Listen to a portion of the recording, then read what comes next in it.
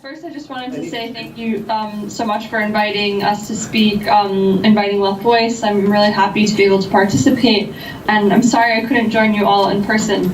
But yeah, I've been working with Left Voice since 2016. I'm a member of the editorial board, and I'm a grad student at CUNY. And today I wanted to talk a little bit about the work of Left Voice, the PTS in Argentina, the Party of Socialist Workers, and the work of the FT, the Trotskyist fraction, in specifically in reference to women's struggles. So why talk about the women's movement today?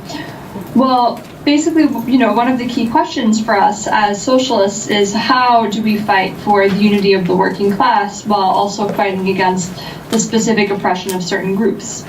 And also, what should our orientation be towards the struggle of oppressed groups? And I think that looking specifically to the women's movement and our interventions there is really a good way to talk about how the FT approaches this question. So the women's movement today is currently the most dynamic movement globally. And I say this because, the women's movement has been the only one recently to mobilize masses to achieve stable key conquests, and that is today on the offensive.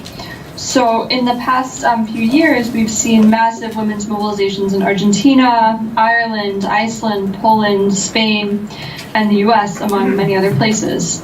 In the US, we've seen the mobilizations with the Women's March against Trump, the International Women's Strike. Last year in the Spanish state, we saw over 5 million women taking to the streets on March 8th for International Women's Strike. And this past fall in the US, we've also seen mobilizations against the nomination of the now US Supreme Court Justice Brett Kavanaugh as part of this wider movement against sexual assault in the explosion of Me Too.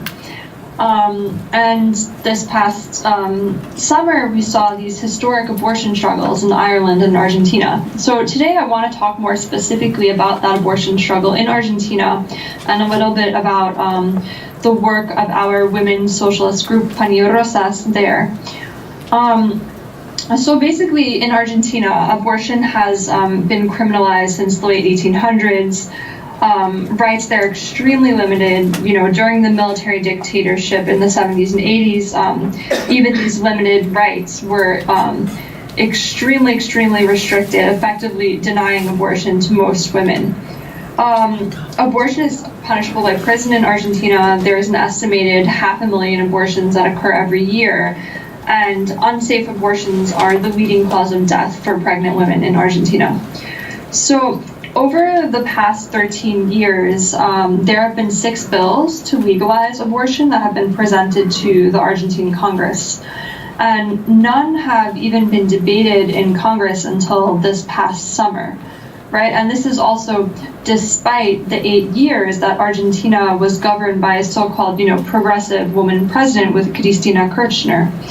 So,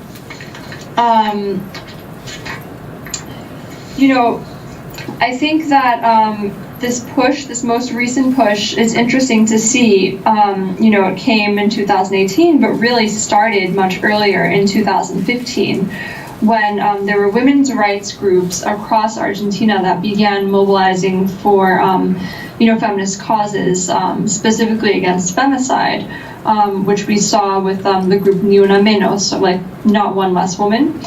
And they really organized an unprecedented number of mass demonstrations against femicide, including the deaths of women through illegal and clandestine abortions, right, which we see as femicides perpetrated by the capitalist state.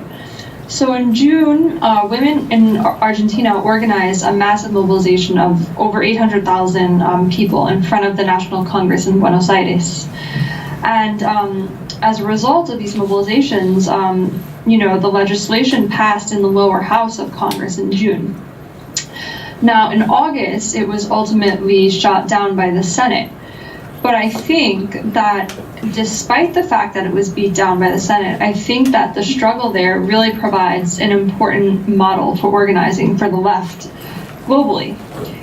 So first of all, the outcome, of winning in the lower house of Congress is really unprecedented in Argentina, because the Catholic Church there, like in most of Latin America, has huge sway in Argentina. It's aligned with the capitalist parties, and this recent push for abortion rights was vehemently opposed by the church, by the right wing. There were numerous cases of abortion rights protesters who were being violently attacked by the right wing. And also, going back to Kirchner, with the Frente para la Victoria, the Front for Victory, which is a Peronist alliance, has a really deep relationship with the Roman Catholic Church as well. And it's really interesting because during her presidency, we saw this attempt of the women's movement to be co-opted, and we saw this rhetoric of pro-women's rights under her presidency, and we also saw some other measures of progressive actions, against imperialism. But at the same time, we still saw the growth of capitalism. We still saw these alliances with the Catholic Church and the refusal to ultimately, pass abortion rights. So, not only, I think this is a really important example for us because, the Peronists, even though they were talking about women's rights, they couldn't get all their politicians to vote in favor of the right to an abortion. So the only political party where all of the elected officials voted for the legalization of abortion was the FEET, the Leftist Workers' Front, of which the PTS is a part. So again, I think it really shows us that, the liberal or reformist politicians are not the ones who are going to give us our rights. It's really the solidarity of the working class, the mobilizations in the streets, and international solidarity. So in addition to these, thousands and thousands of people who were mobilizing, there were also thousands of occupations and schools, walkouts. There were girls as young as 12 years old taking to the streets, showing that the movement has really radicalized and politicized thousands of young people, really strengthening the ties to the youth movement. And even during the Senate vote, when they denied the legislation, there were over 3 million people mobilized in the streets throughout the entire country. We also saw a lot of international solidarity. So even though, the movement started in Argentina, it spread to a lot of other Latin American countries, like we saw in Chile, Bolivia, Peru, where the power of the Catholic Church really still holds sway and is deeply imbricated with the capitalist parties. So I think that, rather than trusting the politicians, the green tide really shows that women should trust their own strength in the streets and organizing in our workplaces. So Ni Una Menos, which I mentioned before, and is not just present in Argentina, but also in Mexico, throughout Latin America, they've said that their goal is not just to legalize abortion, but also to ignite a feminist movement around autonomy and self-determination for women. And, we in Panillo Rosas, our socialist women's group, which is led by militants of the PTS, but we also have many independents who are members, we take this strategy one step further.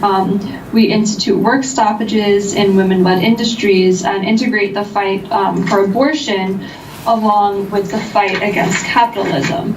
So we think that, why? Because in Argentina, over half of the working class is now comprised of women. And we also know, because abortion, works to exploit the disadvantages of the working class by making it expensive and inaccessible. And because women's issues are also class issues. I think that it also provides for us in the US a really great example of how we fight for reforms. So in Argentina, we have 3 members of the PTS in Congress. And, they act as an independent political force in Congress.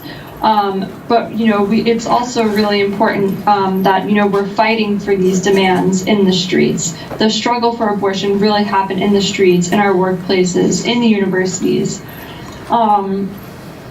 So right here in the US, there have been steady attacks on abortion rights. We have something called trigger bans. There's, I think, 21 states that currently have, restrictive restrictions on abortion, and now we have Brett Kavanaugh in the Supreme Court, who has said that one of the first things he plans to do is to roll back Roe v. Wade. So I think that, again, winning abortion rights here in the U.S. Requires the same thing. It requires mass mobilization. It requires international solidarity and a commitment to ending, all forms against women, including all forms of oppression against women, including capitalism. So I think it's also interesting and important to note that about the struggle in Argentina is that many people who were engaged in the abortion struggle also linked up with key struggles such as the fight against the new IMF deal to pay back the debt. So workers who had gone on strike the months before the vote had also participated in these mobilizations. And I think that it's really important for us as socialists, thinking about our role in the social movements, our role in fighting for democratic demands, is to think as a whole, because we can't only look at the women's movement, we also have to look at the movements of other oppressed groups, the Black struggle, the immigrant struggle. So, for example, right now, Left Voice, we're engaged in a campaign with our comrades in Mexico and the MTS around the migrant caravan. So we're documenting the testimonies of migrants who are traveling from Central America. And as we know, from just a few days ago, the very first migrants to arrive were LGBTQ migrants, the majority of whom are trans women and people who have HIV positive status. So in France, for example, we have our comrades in a small fraction of the MPA. We won over, a worker in the who was a really key leader in the rail workers struggle, and also a leader in immigrant struggles.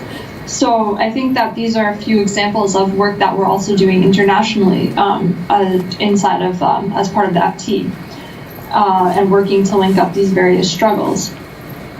So I think also in looking at working to link the struggles of oppressed groups with the struggle against capitalist exploitation, we are basically, looking at everything that neoliberalism has separated, all of these different struggles, and rethinking them as a whole, and taking them up as socialists, pushing and agitating for, revolutionary demands inside of these struggles.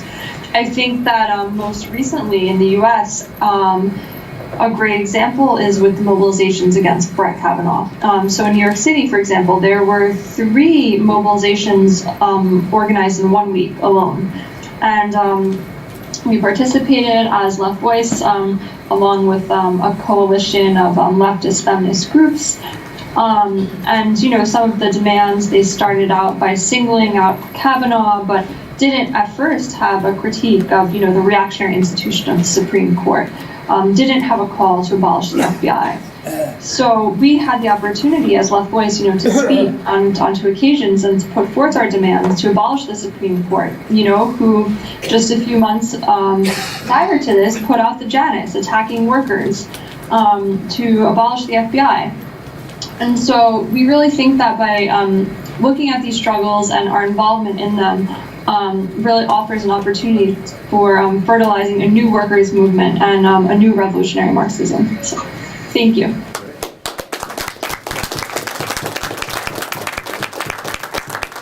Hello, my dear comrades. My name is Valia Dimitrakopoulou. I am a student of civil engineering in Athens, Greece, and I'm a member of OKDE Spartacus. I talk to you from our headquarters in Athens. We all send you our greetings and our wishes for a successful conference. I hope this presentation will help you have an interesting talk on the feminist issue, on the liberation of women, and especially on the revolutionary Marxism approach to all these issues. I made this presentation in our national camp this summer as an introduction to a workshop on the same matter, and I hope it helps, and I also hope that my English is understandable. Well, the reason why I suggested to my comrades that we should discuss these issues again in our camp is the fact that in Greece and in Europe in the past 10 years, which means since the economical crisis broke out in Greece and in Europe, the number of rapes and sexist violence incidents has increased dramatically.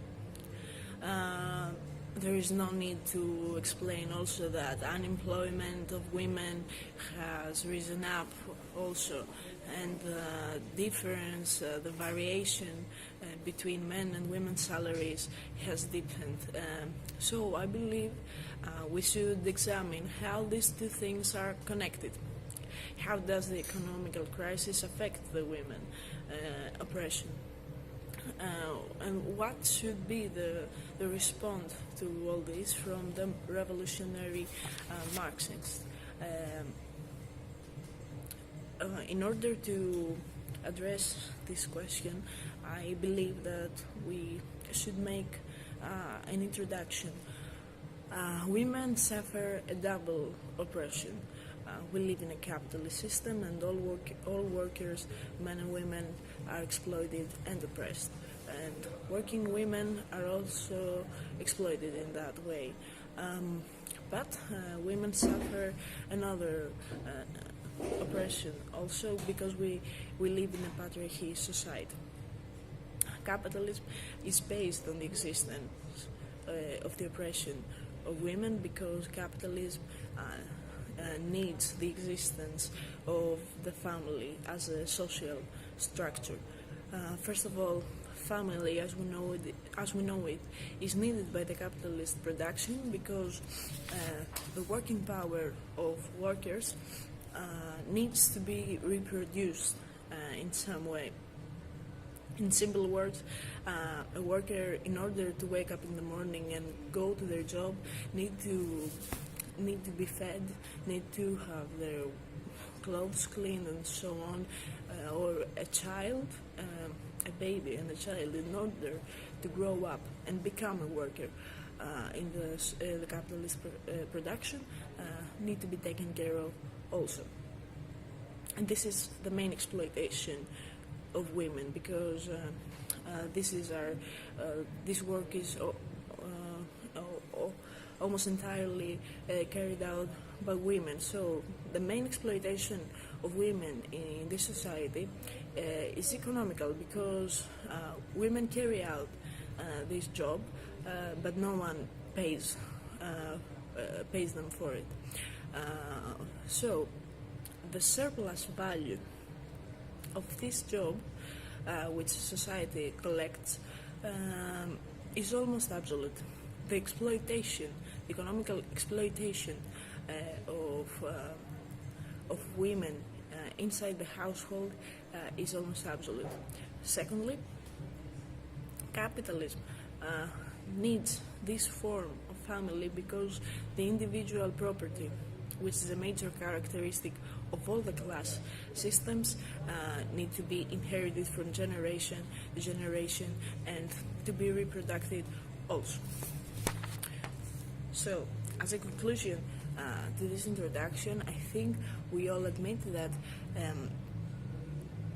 we cannot imagine capitalism without patriarchy and without this form of exploitation of women.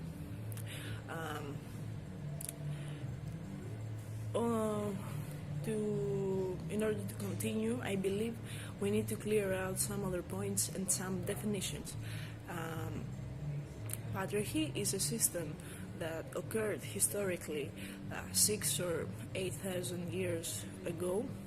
It is a system based on the domination of man over a woman. Its appearance in the history is connected deeply with the division of society in classes, with the birth of individual property and the birth of the state. Of course, its form has changed since then, but it is still based on the domination of man as a husband, father, boyfriend, brother, and on the other hand, it is based on the oppression of women as wives, daughters, girlfriends, as products to be sold and bought with the prostitution and trafficking, and with the commercialization of the woman body in every way. Capitalism, on the other hand, is a social economic system that is about 300 years old, much younger system than patriarchy, and it is based on the fact that the working power in capitalism is a product. The working power itself becomes a product, and this is the main difference between capitalism and the previous economic class systems. It is this fact that led Marx to believe that it is the working class that will have the historical role of overthrowing the capitalist system, of destroying the domination of the bourgeois class. It is not simply because the working class is severely oppressed. It does not mean that working class is the most oppressed social group. But it is because the working class occupies that key position in the capitalist production, and this allows the working class, first of all, to be dangerous and very much needed by the bourgeois class, and also it allows them to grow solidarity and class consciousness better than any other social group.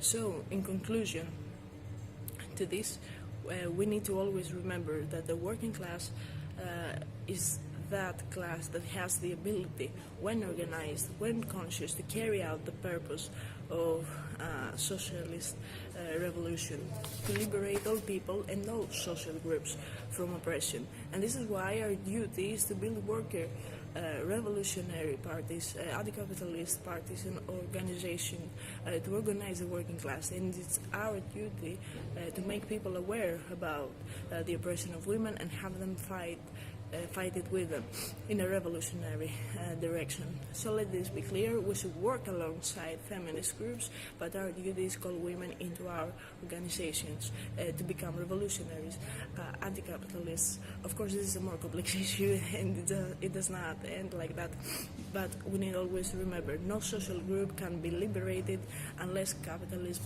is overthrown. And I believe that right now we need to put another question on the table. Can we convince women to fight for their rights today? And what can we convince all people, even if they are not women, to fight alongside with them? Can this struggle have an anti-capitalist direction? We often say that the economic crisis offers opportunities for the revolutionary to fight back because the system is weaker at this point. I believe the same applies for the women struggles. Nowadays, the structure of the family suffers many contradictions because of the economical crisis. Women that have won in the previous years their right to work with men as equals are now the first to be fired. At the same time, the dissolution of social care brings the social care due to the austerity measures in the capitalist crisis brings more problems to women. The state and the system wants the women to be isolated in their household duties again, just like in the past. And because of that, the sexist ideology is being strengthened every day. On the other hand, the same austerity measures make it impossible for a family to survive with only one petite salary, only the salary of the husband or the father, for example. Also, women, it is very important to realize that women cannot forget the rights that have been won from the past movements and cannot accept this attack against them. This is a major contradiction, I believe, and the patriarchy family is a field of conflict between these two tendencies. Anti-capitalists can play an important role in this field. And in all that, the waves of feminist thought have offered a lot of theories on the issue of women's rights and women's struggle. It is important to see every theory of feminist thought inside the, let's say, historical frame. We can only appreciate something if we see where and when it was produced. Not only appreciate, but criticize it also. I believe that it is important that theories such as intersectionality or identity politics did exist at some point of the history. For example, intersectionality has helped us understand that different kinds of oppression on the same different kinds of oppression on the same person work multiplying. What I mean is that, for example, intersectionality can describe better the oppression of a black woman in comparison to a white woman. It's a theoretical tool that can be useful at a certain level. Identity politics, as another example, have helped some social groups become visible and their demands to become audible, because the traditional left or Stalinist parties does not see these social groups, did not see them then, doesn't see them now. The Stalinists and the traditional left does not care for what gay people have to say, or lesbians or trans people, and maybe not even women. So I believe that we need to study these theories. Nevertheless, most of these theories that are particularly popular nowadays, at least in Greece, they are mostly academic theories and have little relation with the life movement. For example, people who support identity politics forget that the working class is not just a matter of identity, as I said before. And if we cannot understand what the working class is, our contribution to the liberation of women will be quite unimportant. So revolutionary Marxism, our anti-capitalist organizations have to take what is important from its theory and take it to the next level. We should not criticize the feminist groups all the time in order to make them more directed to the workers' movement. Our energy, I believe, should be spent, first of all, on the theoretical issues of Marxism. And Marxism has a lot to offer in this matter if read correctly.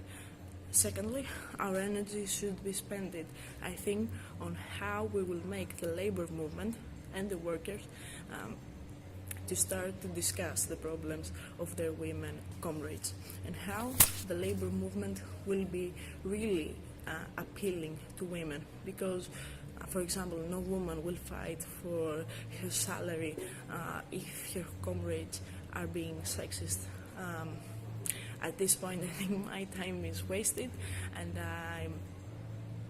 I hope I help you. I hope you can understand my English, and I hope I contributed to your discussion. I will not be spending your time saying goodbye. So that's all from me, and have a nice day. Yeah, capitalism and patriarchy is a huge topic and fundamentally important, which is why we have 4 speakers on this panel. We would have had more, but we don't really have the time, right? My intention is to focus on what is called identity politics and how it clashes with Marxist class analysis. In my own experience as an activist in gay queer liberation from 1970 to the present, the questions it raises have played a role for a long time, including in the anti-racist and feminist movements, among others. That's not to say that we reject the concept of identity itself, but it is crucial to recognize that identities are socially constructed. They don't just magically pop into existence. They develop in the lived experience of the oppressed struggling to survive within the capitalist system. The self-identification of queer people was significant in developing the growing consciousness that helped propel the emergence of gay liberation.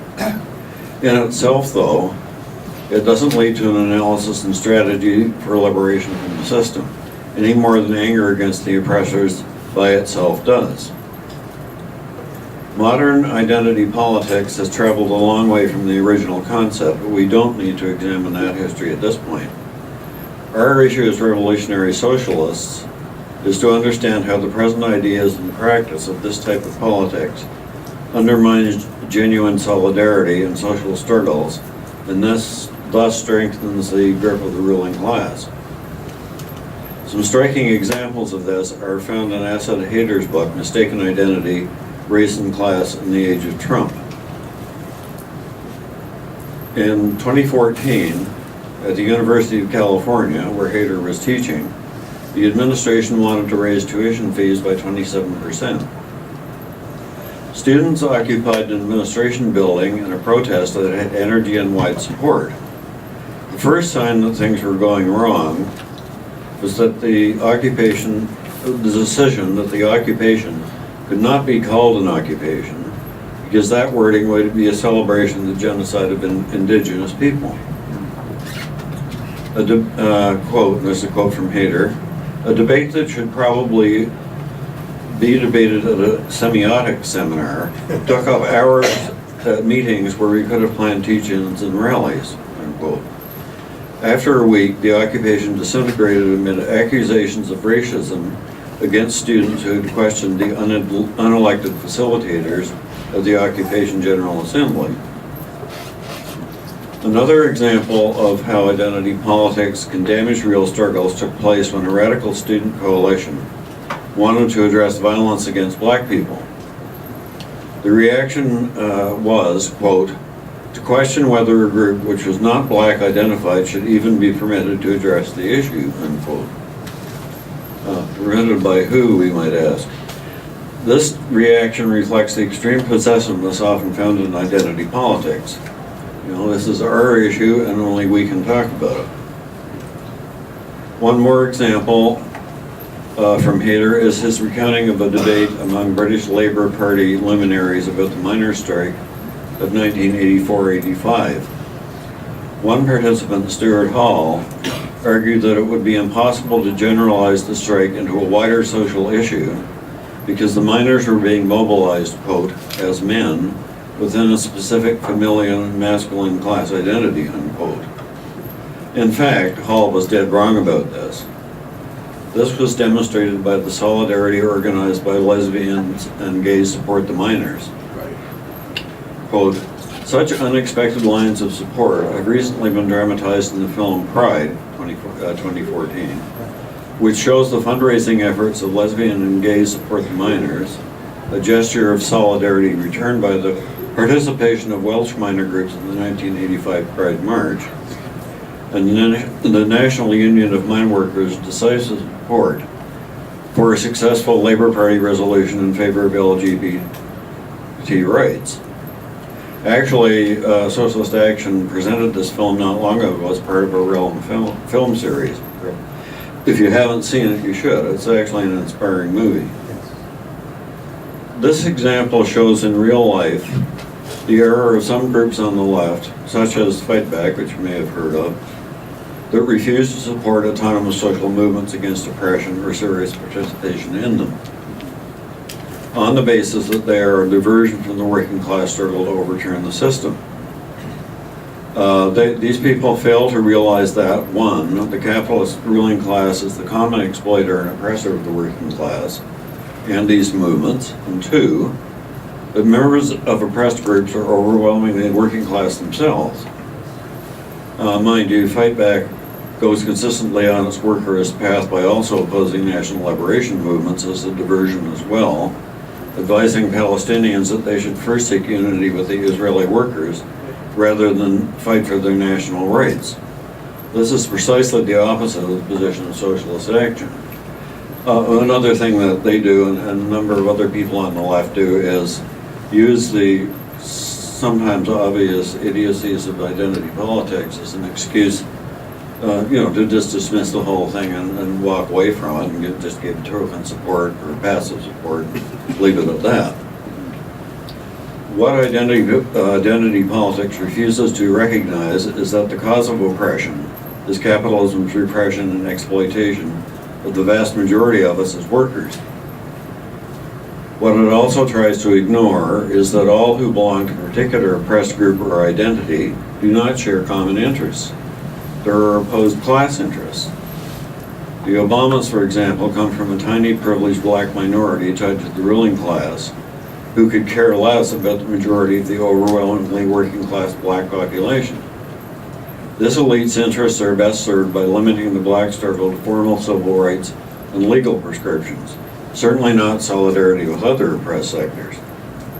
Like the middle class, self-appointed leadership elite who has just made the autocratic and outrageous decision to allow cops back into the Pride March in Toronto. Shame. In this context, identity politics works in favor of such elites. It is, as Hayter says, a politics of fragmentation and defeat. It's not accidental in its current form. It has grown in influence in a long period of neoliberal onslaught on working class defeats. The growing resistance to austerity and repression suggests that the end of this period may be in sight, but this is not guaranteed. We have seen a number of massive mobilizations around important issues that later lost momentum. I think Occupy is a good example of that. There are still Occupy groups around, but Occupy in general has disappeared from the political landscape. Largely, this is because this movement, like others, never developed an analysis program and strategy to carry itself forward. As Trotsky said, it all comes down to the question of leadership, whether we're talking about organized labor and the NDP or autonomous movement of oppressed sectors. That's why the central focus of Socialist Action is to build toward the formation of a mass revolutionary workers' party. A party which will aim to unite labor and mass movements in a huge anti-capitalist united front. The kind of party that made the 1917 Russian Revolution. We hope that you will join us in this project. Thank you.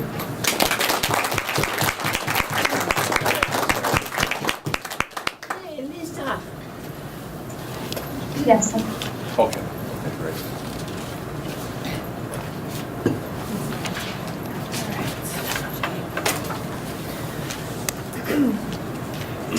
When I became a mother 4 years ago, I began to feel my oppression as a woman in capitalist society more acutely. All of the endless demands on my time began to add up. The sleepless nights, feedings, childcare, cooking, housework, errands, and laundry around the clock. And then there were the demands at work. No paid maternity leave. The pressure to go back to work as soon as possible after giving birth. Pumping in a bathroom. Don't get me wrong, I love my kids, I love being a mother, but I began to think deeper. Have women always been oppressed? Where does my oppression as a woman stem from? And isn't there a better way to do things that spreads out all the work that women do more evenly? The book that has ultimately helped me the most to understand my own oppression as a woman is Marxism and Women's Oppression by Lise Vogel. Originally written in 1983 and since updated, the book gives a comprehensive overview of the evolution of socialist feminist theory since the time of Marx and Engels. It delves into the debates between radical and socialist feminists in the 1960s and 70s, and ultimately offers a detailed explanation of a socialist feminist way of understanding women's oppression, social reproduction theory. I would urge anyone who is interested in the subject to give Vogel's book a close read for a deeper understanding of this important subject. Before we delve into the origins of women's oppression, let's dispel a central myth in our society, that women have always been oppressed. This viewpoint claims that women's subordination is inevitable because it is a function of their biology or psychology. Eleanor Berkeley-Koch, a feminist anthropologist and Marxist, wrote Myths of Male Dominance in 1981 and debunked this myth.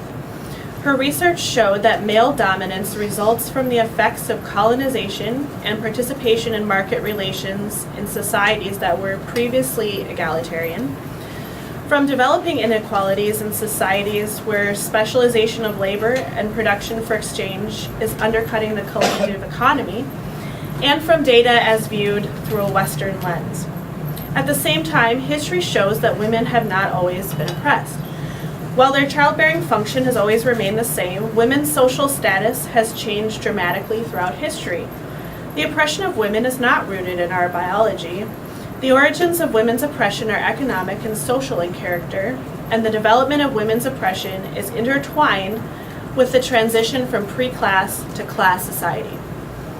Before the rise of class society, social production was organized communally and products shared equally, and the material basis for the exploitation of one group over another did not exist. The social status of women and men reflected the indispensable roles each played in the subsistence process, and gender and sexuality were often much more fluid categories than they are today.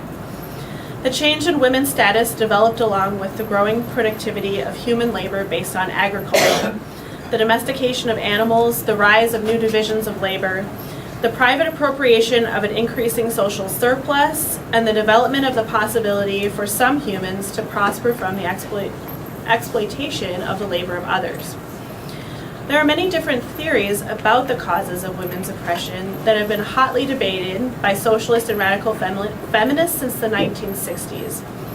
They have raised many questions which are not easily resolved.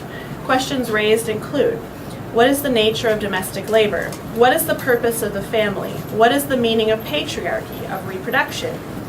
What is the relationship between imperialism and the family, between sex and class oppression, between women's oppression and other forms of oppression, for example, racial oppression? Some theories, called dual systems theories, imply that women's oppression comes from two distinct and autonomous systems, such as capitalism and patriarchy, the mode of production and the mode of reproduction, or the class system and the gender system.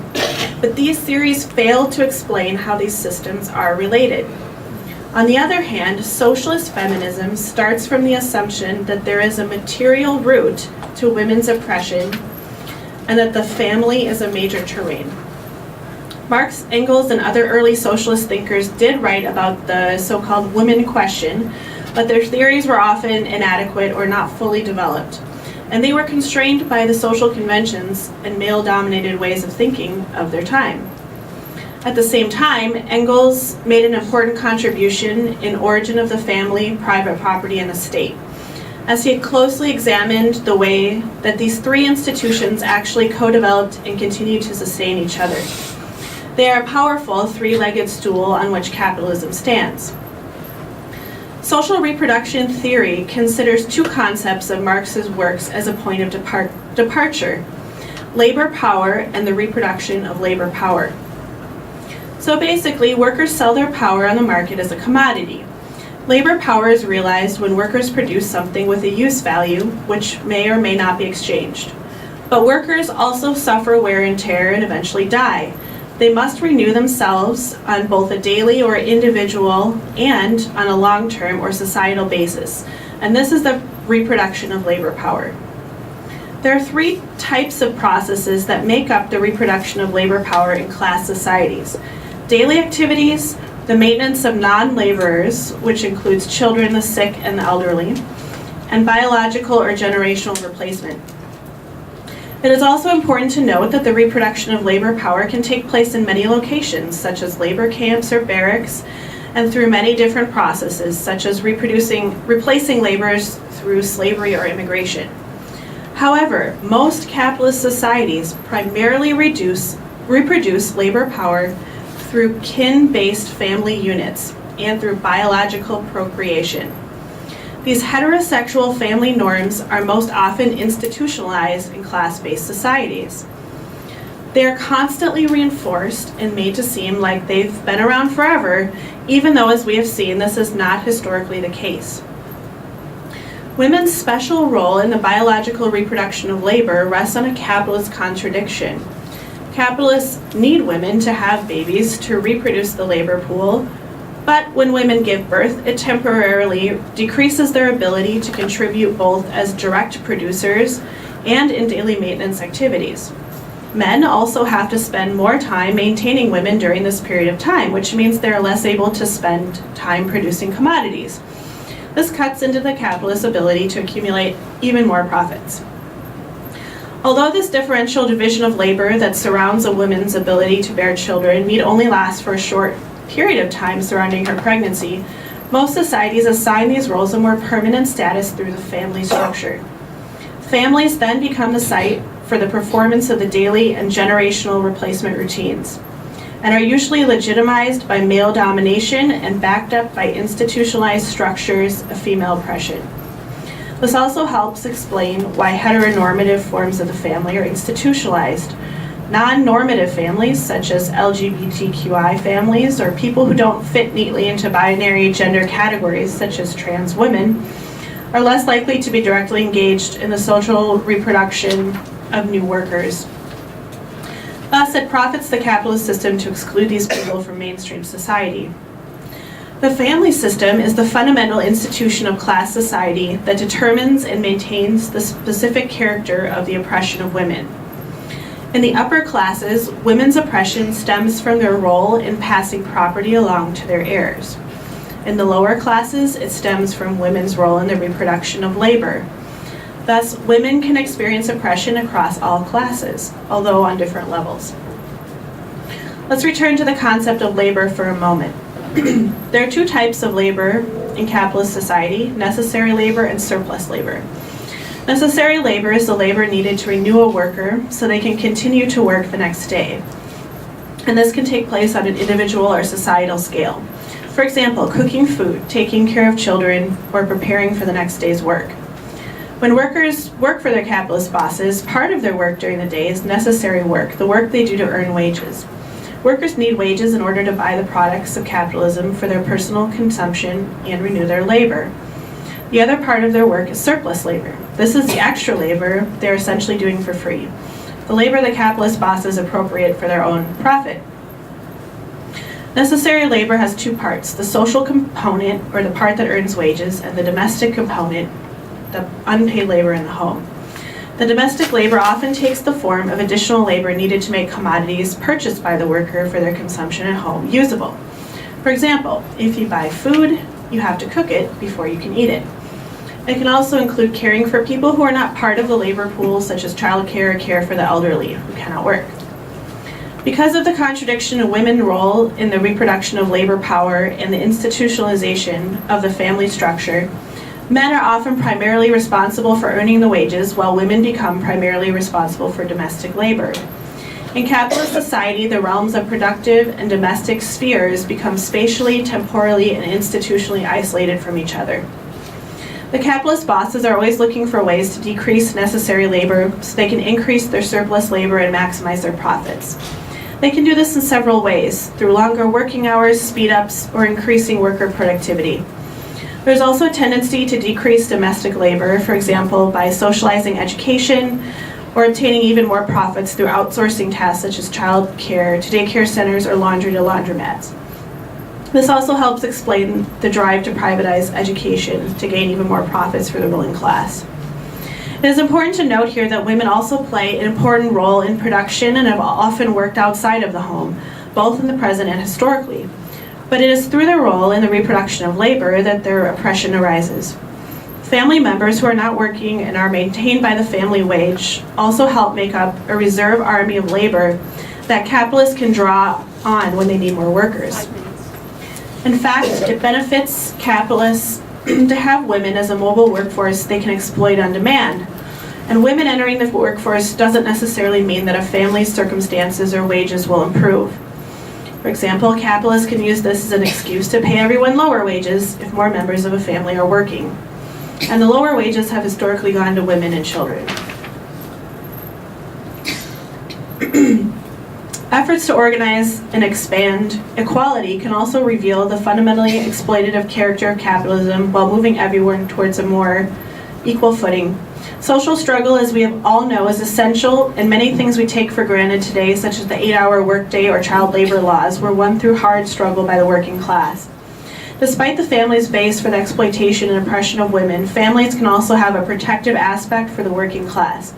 They can be centers for organizing against exploitation and provide social ties and supports to working people. Okay. It is important to recognize here that there are democratic demands that we can fight for now that can be achieved under capitalism. Social reproduction theory provides a useful lens for us to examine social struggles that are currently occurring in a context of capitalist crisis. When capitalism is in crisis, there is an extraordinary level of pressure on women to return to their traditional role in the home. I put return in traditional in quotes because for working class women, and especially women of color, not to mention women who are not heterosexual or cisgendered, this traditional family role is pure mythology. Being full-time in the family home and playing a support role for the nuclear family is not a viable option. But the ideological and physical assaults are real. There are attacks on reproductive freedom. All the services which support women in exercising full autonomy over our own bodies are on the chopping block. Abortion certainly, but also sex education and birth control. Services which help mothers maintain themselves in the workplace, such as paid maternity leave, breastfeeding supports, and low-cost quality childcare, are all under attack as part of capitalism's offensive against women, as are social support programs targeted toward women and children. Immigrant women, whether undocumented or refugees, are doubly oppressed, as they face super low wages and deportation of the head of the family household, and are barred access to social service programs due to their immigration status. Sexual harassment, sexual assault, and domestic violence are part of the same offensive, a conscious ruling class campaign to put women in their place. African American women and women of color have faced especially brutal levels of oppression in this area and experienced deeper layers of oppression as women because of their race. Socialist Action has always spoken out when women are under attack. We join the chorus welcoming the Me Too movement, and we join the protests against violent misogynists in power, from Trump to Kavanaugh and beyond. But we have a lens that others lack, which helps us explain where this entitlement and violence comes from. It is the violence of the capitalist system in crisis, desperately lashing out against women's ability and right to function in the public sphere. Socialist Action recognizes that the oppression of women and the oppression of LGBTQIA people are intertwined, and we have always supported LGBTQIA liberation struggles. We have done so because we believe that everyone has the right to be fully who they are. Here too, social reproduction theory gives us additional insight into the nature of the oppression LGBTQIA people face. The normative and central role played by the heterosexual nuclear family unit under capitalism implies additional levels of oppression for those who fail to comply. It is important to affirm everyone's unconditional right to be who they are and to be free from discrimination, harassment, and violence because of their sex, sexuality, or gender. At the same time that we support all of these important social struggles, we must also recognize that a true end to women's oppression can only be achieved through a socialist society. Socialist society will give us the freedom to rethink and redistribute labor, which is the only way to eliminate the material root of women's oppression. The need for domestic labor will never go away, but socialist society will allow us to socialize domestic labor under workers' control. It is interesting to think here about what will happen to the institution of the family under socialist society. Once the material basis for women's oppression is gone, the family will also begin to naturally shift and take on new forms and shapes. I would like to end with a quote from Vogel's book. Historical materialism poses the difficult question of simultaneously reducing and redistributing domestic labor in the course of transforming it into an integral component of social production in communist society. Just as in the socialist transition, the state is not abolished, it withers away. So too, domestic labor must wither away. In the process, the family in its particular historical form as a kin-based social unit for the reproduction of exploitable labor power in class society will also wither away. And with it, both patriarchal family relations and the oppression of women.